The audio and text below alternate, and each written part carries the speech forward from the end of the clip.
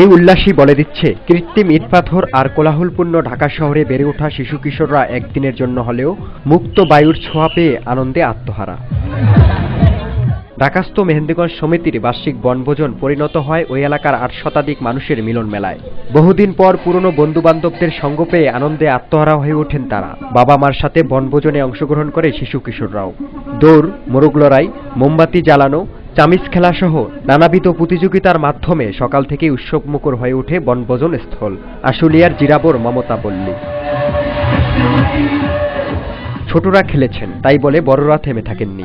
মহিলারা খেলেছেন বালিশ খেলা আর পুরুষরা বল মারা। মধ্যাহ্নভোজের পর শুরু হয় মনোজ্ঞ সাংস্কৃতিক অনুষ্ঠান। ছোটদের আবৃত্তি দর্শকদের হৃদয়ে ছোঁয়া লাগায়।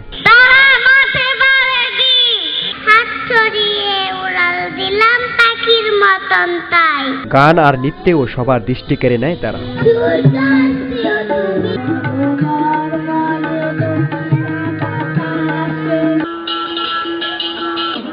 অংশগ্রহণকারীদের আবেগভরা গানে মুগ্ধ শ্রোতারা। বনভোজনে অংশগ্রহণ করেন সাবেক সংসদ সদস্য শাহ মোহাম্মদ আবুল হুসাইন ও মইদুল ইসলাম এবং মাইটিভির চেয়ারম্যান ও ব্যবস্থাপনা পরিচালক নাসির উদ্দিন সাথী সহ ঢাকাস্থ মেহেন্দিগঞ্জের সর্বস্তরের জনতা। পরন্ত বিকালে অনুষ্ঠিত হয় র্যাফেল ড্র এবং বিভিন্ন প্রতিযোগিতায় বিজয়ীদের মাঝে পুরস্কার বিতরণী অনুষ্ঠান।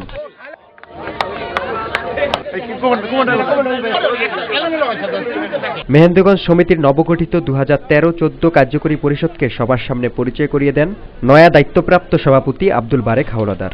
আগামী 1 বছর পর আবারও নতুন করে মিলন মেলার অঙ্গীকারের মধ্য দিয়ে সমাপ্তি ঘটে এবছরের মেহেন্দিগঞ্জ সমিতি ঢাকার বার্ষিক বনভোজন 2013।